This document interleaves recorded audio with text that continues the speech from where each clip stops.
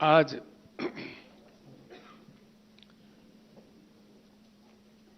भारत के भविष्य को बदलने के लिए, भारत के सोच विचारधारा को बदलने के लिए एक संकल्प लेके भारत राष्ट्र समिति पार्टी का प्रस्थान शुरू हुआ है।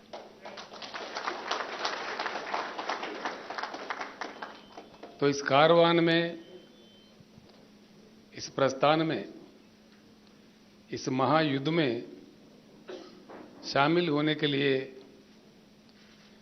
आप तमाम भाई बहनें इतने दूर से उड़ीसा राज्य से आए हैं।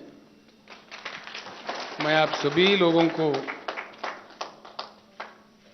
हृदयपूर्वक स्वागत करता हूं, आप सभी का अभिनंदन भी करता हूं।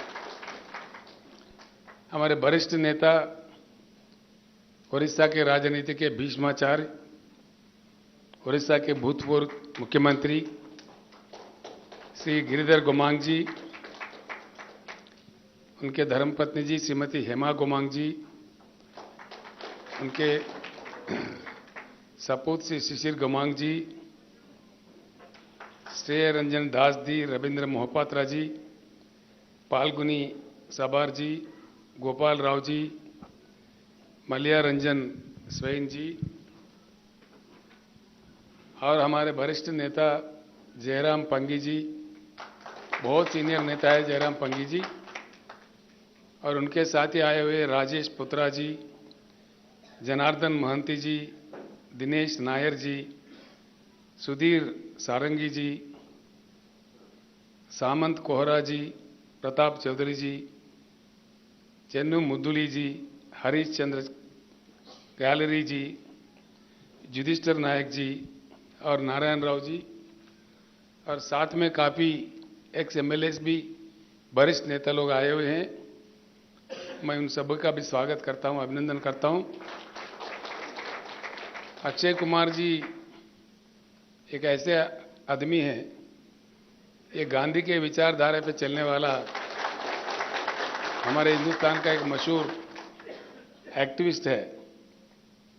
उन्होंने काफ़ी प्रयास किया है, जहाँ भी लोगों के साथ अन्याय हुआ तो उन्होंने कृषि संगठन भी चालू किया है। उड़ीसा के किसानों की तरफ से युद्ध लड़ रहे हैं, तो उनके नेतृत्व में भी कई लोग आज आए हैं, कई नेता लोग।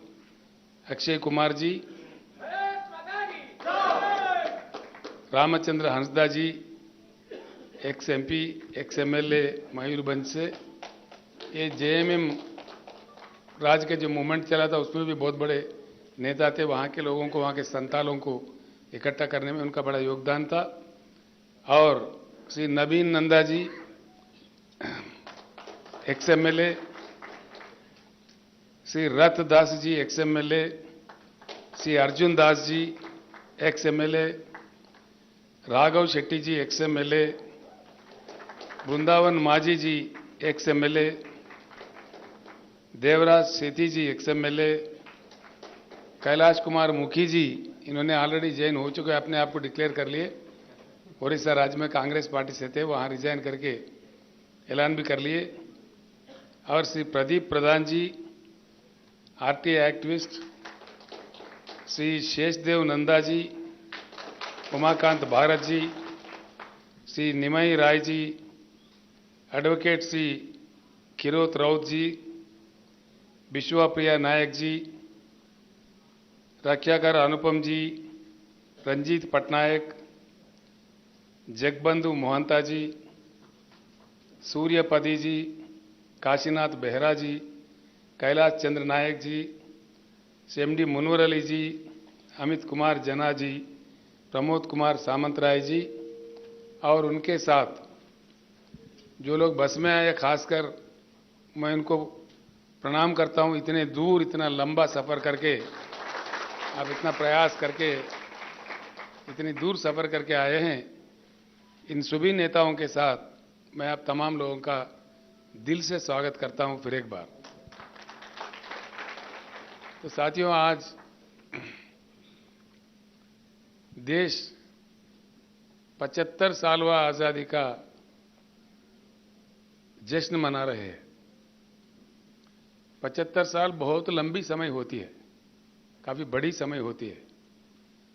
इसमें 2 जनरेशन खत्म होकर तीसरा जनरेशन का जीवन चलता रहता है, ऐसा एक स्थिति है।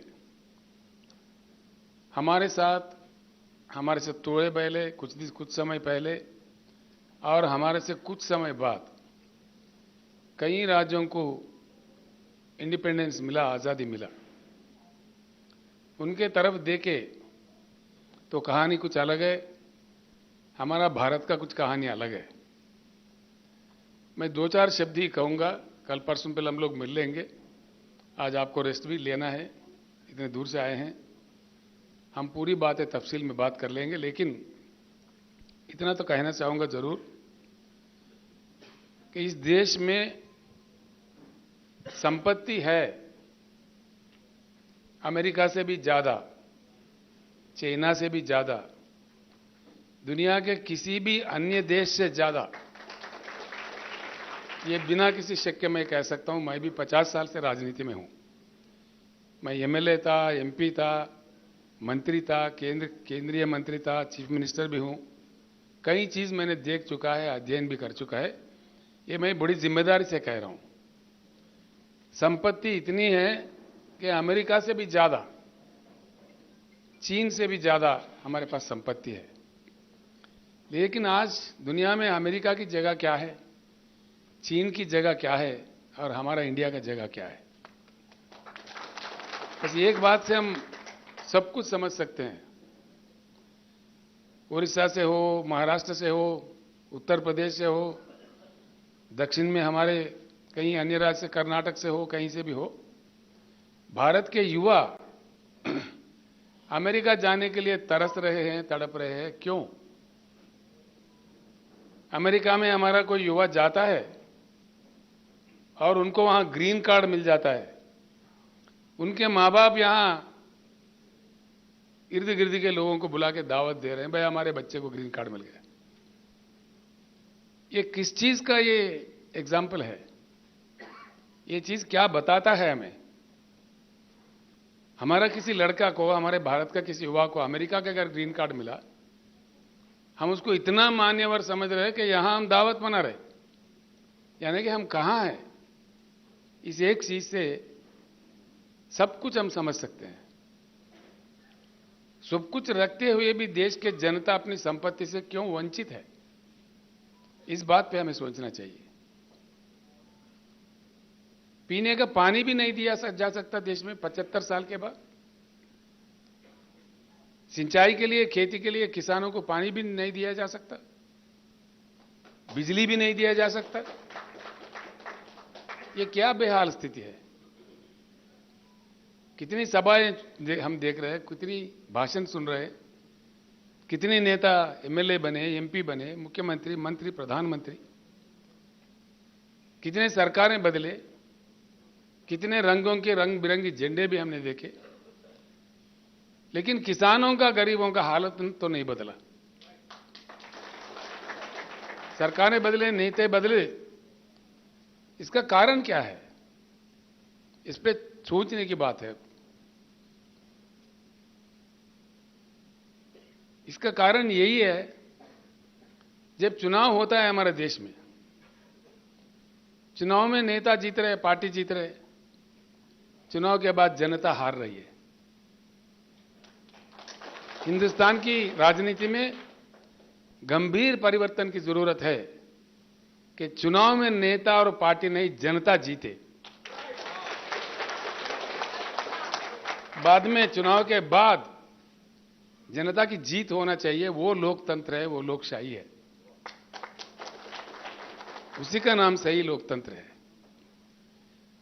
इस सही लोकतंत्र को कई षड्यंत्रियों ने, जो राजनीतिक षड्यंत्री है, तोड़ मरोड़ के, गोल घुमा के, नारेबाजी में अपने सत्ता के लिए कितनी बातें कह चुके हैं, कितने वायदे कर चुके हैं, और क्या हुआ क्या नहीं हुआ वो हमारे सामने है।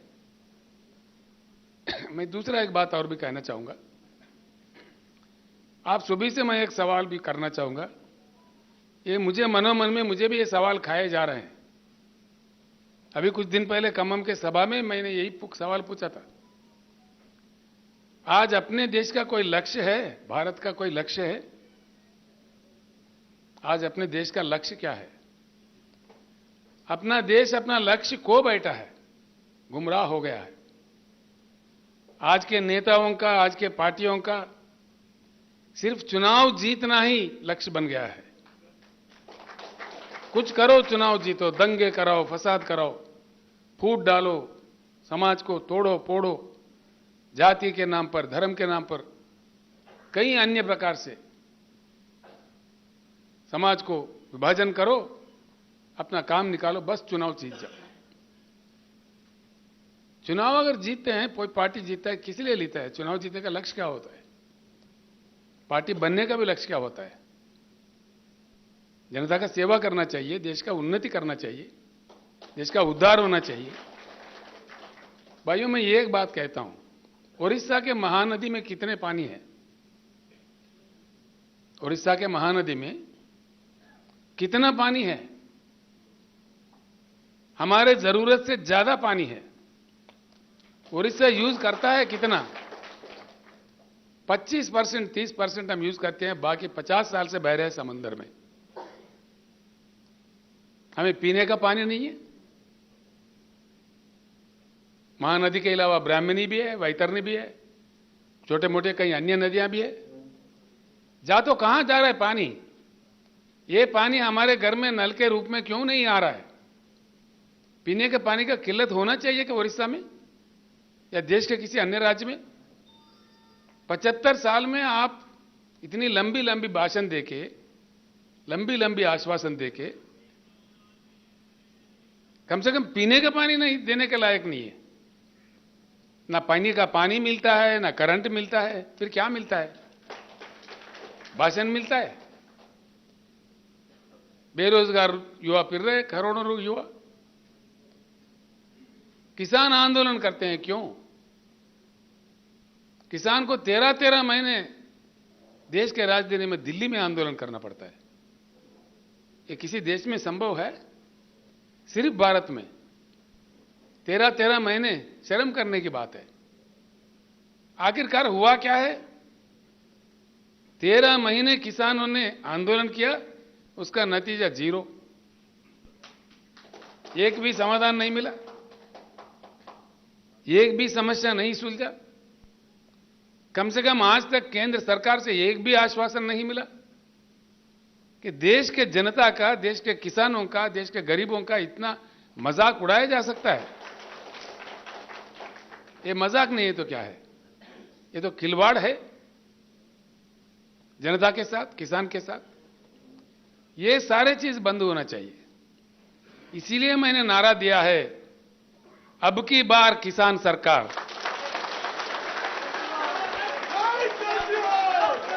किसान हल चलाना ही नहीं, कलम चलाना भी सीखना चाहिए। आगे चुनाव में हमारा यही नारा होगा। काफी एमएलए हम बना चुके हैं, एमपी बना चुके हैं, मंत्री, मुख्यमंत्री, प्रधानमंत्री, क्या क्या नहीं बनाए।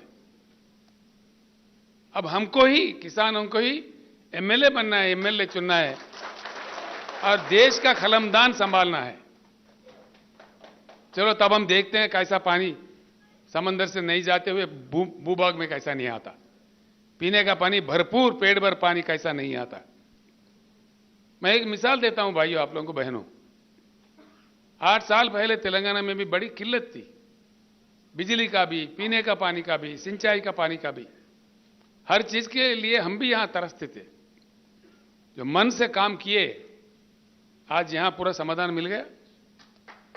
तेलंगाना के हर घर में, वो आदिवासी हो, बंजारा हो या बंजारा हिल के अमीर हो, सभी को एक ही तरह का पानी हर घर में नल के साथ, पूरे घर में, तेलंगाना के 100 के 100% घर में शुद्ध पानी, पोर्टेबल वाटर मिलता है। अगर ये बात तेलंगाना संभव में है, तेलंगाना में संभव हुआ है, बाकी पूरे देश में क्यों संभव नहीं है?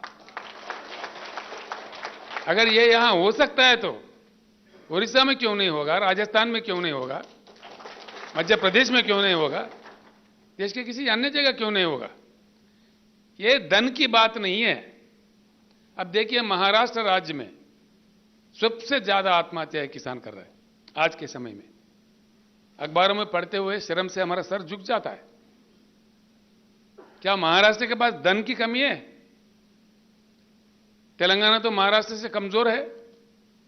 यहां किसान की आत्महत्या हमने बड़ी प्रयास करके, कृषि क्षेत्र को खड़ा करके, थोड़ी सुधार लाके यहां आत्महत्या हमने बंद किया। यहां से जो माइग्रेशन था, पलायन था लोगों का, 50% लोग पलायन होते थे महबूबनगर जैसे जिले से, सारे वापिस आ गए, सारे ही लोग वापिस आ गए। और आज किसान तेलंगाना का आत्महत्या नहीं कर रहे, बिल्कुल नहीं कर रहे, अपने सर उठा के जी रहे हैं। ये तेलंगाना में संभव है तो महाराष्ट्र में क्यों नहीं, उड़ीसा में क्यों नहीं? ये धन की बात नहीं है, मन की बात है। धन की कमी नहीं है, मन की कमी है। इच्छा शक्ति होना चाहिए, राजनीतिक इच्छा शक्ति होना चाहिए, पॉलिटिकल कमिटमेंट होना चाहिए। इसीलिए भाइयों मैं कह रहा हूं कि चुनाव में जनता जीतने की प्रक्रिया शुरू करेगा, वो परिवर्तन लाएगा भारत राष्ट्र समिति पार्टी। उस परिवर्तन के लिए ही देश का परिवर्तन चाहते हुए उच्च गुणवत्ता वाला परिवर्तन, क्वालिटेटिव चेंज लाने का प्रयास शुरू हुआ है और ये प्रस्थान विजय प्राप्त करेगा, मुझे पूर्ण विश्वास है। इसलिए कुछ लोग हमारे मजाक उड़ाएंगे, कोई बात नहीं है। वो मोटे लोग हैं, लंबे लोग हैं, चौड़े लोग हैं, उनके पास पैसे ज्यादा है, षड्यंत्र ज्यादा है, हाँ, तो सब कुछ है। हो सकता है हम गरीब है, लेकिन हमारे साथ न्याय है, उनके साथ वो नहीं है। हम जो मांग कर रहे हैं, न्याय की मांग कर रहे हैं। जब हम इंसान होकर पैदा हुए हैं, इंसानी हक जो होते हैं, जो ह्यूमन राइट होते हैं, ये भीख मांग के लेना नहीं चाहिए, ये तो छीन के लेना चाहिए। इसलिए कि हम इंसान हैं। जब हम इंसान बन बैठे तो इंसानी हक हमको मिलना चाहिए, इसको छीन लेना चाहिए अगर नहीं मिल रहा है। जब घी सीधी उंगली से नहीं निकलता तो टेढ़ा उंगली से निकालना चाहिए।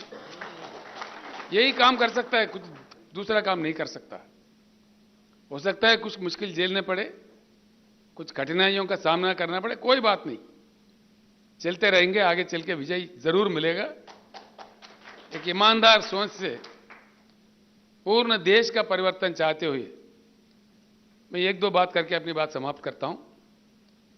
बिजली की कमी नहीं है देश में। स्थापित विद्युत शक्ति देश में 4 लाख मेगावाट से भी ज्यादा है। देश ने आज तक कभी 2,10,000 मेगावाट से ज्यादा इस्तेमाल नहीं किया। उड़ीसा में ही कहीं है बिजली घर बने। कितना सुंदर कोयला मिलता है अपने तालचेर में, ढेंकनाल में, कितना जबरदस्त कोयला मिलता है। इतना ज्यादा कोयला खदान रखते हुए उड़ीसा में बिजली की किल्लत क्यों भैया, समझ में नहीं आता। इसके लिए हमको अमेरिका से भीख मांगनी है, किसी के सामने हाथ पसारने हैं, फिर इसके लिए भी हमें क्यों भीख मांगना पड़ता है? इसमें भी क्यों शॉर्टेज होता है? जो संपत्ति, यही कह रहा था, संपत्ति हमारे पास है, हमारे तालचेर में, हमारे ढेंकनाल में कितना जबरदस्त वर्ल्ड क्लास कोयला है। तो क्या हो रहा है उस कोयला का? आज जो नीति चल रही है देश में, जो जहां नुकसान आता है ठोक दो जनता पे। Socialization of the losses, privatization of the profits. समझ गए आपने? आज जो हो रहा है देश में, मैं आपसे ही कह रहा हूं,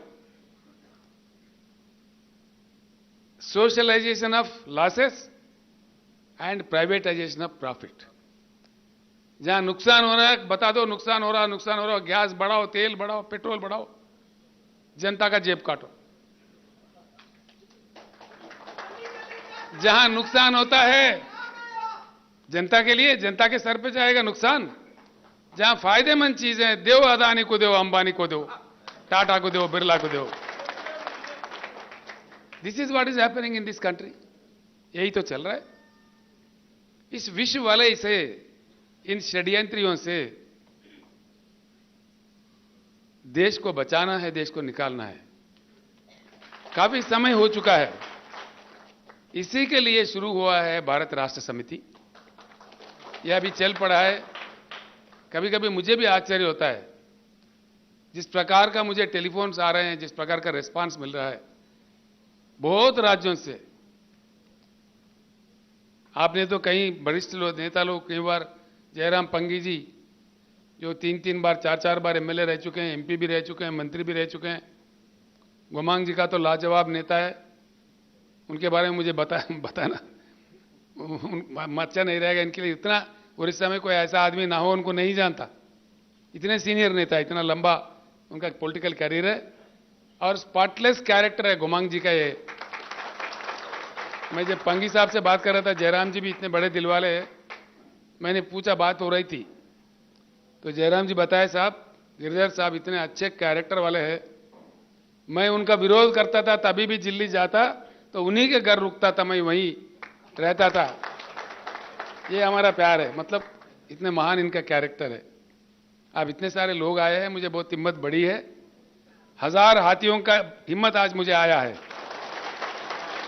तो इतने ज्यादा लोग इतनी दूर से, उड़ीसा से इतना कष्ट उठा के आपने हैदराबाद आए, ये हमारे भाग्य है कि आप इतने लोग बीआरएस दफ्तर में कदम रखे हैदराबाद में। ये अच्छी बात है, अच्छी शुरुआत है।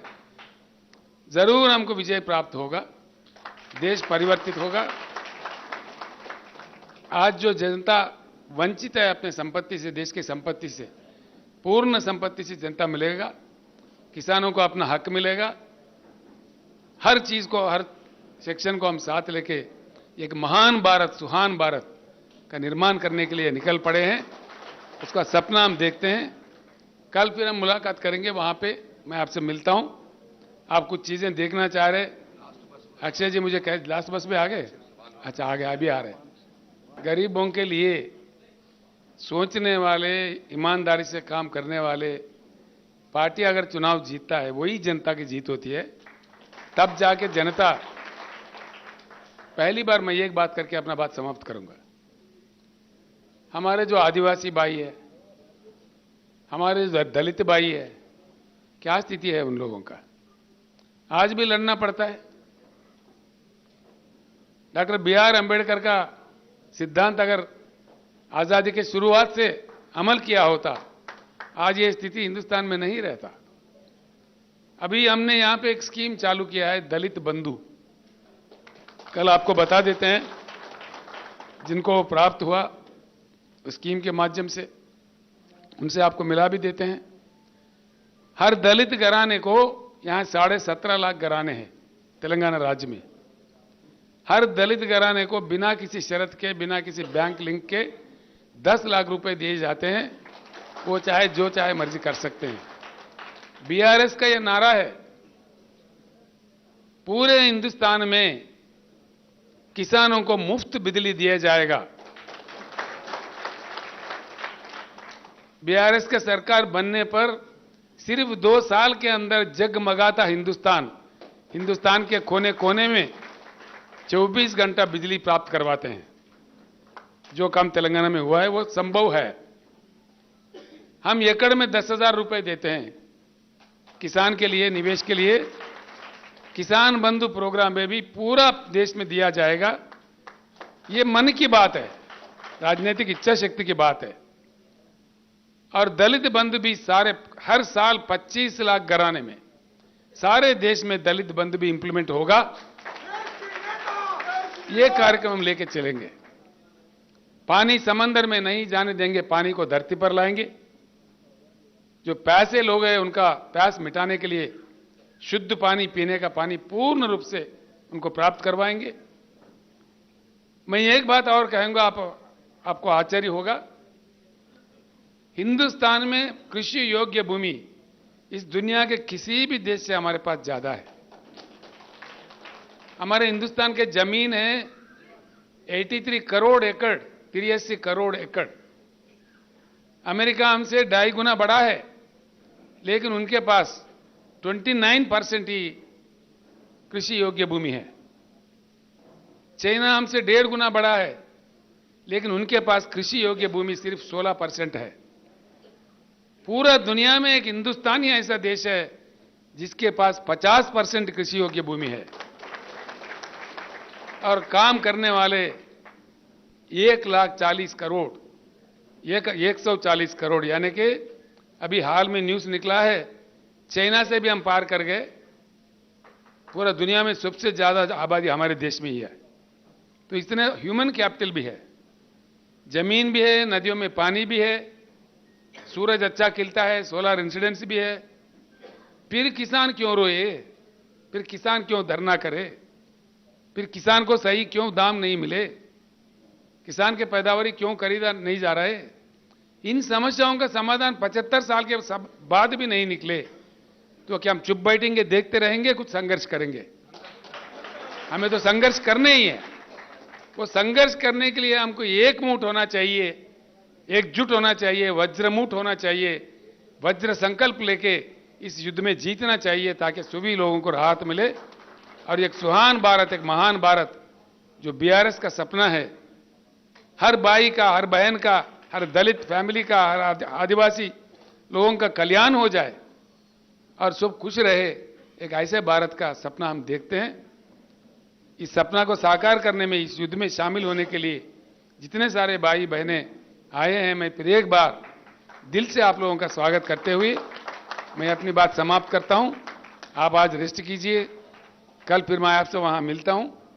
फिर बाद में आप कुछ प्रांत देखना चाह रहे, देखने वाले आराम से जाइए, कोई जल्दी नहीं है, रेस्ट ज़्यादा कीजिए, इतने दूर से आए हैं, कल कोई कष्ट नहीं करना चाहिए ज़्यादा।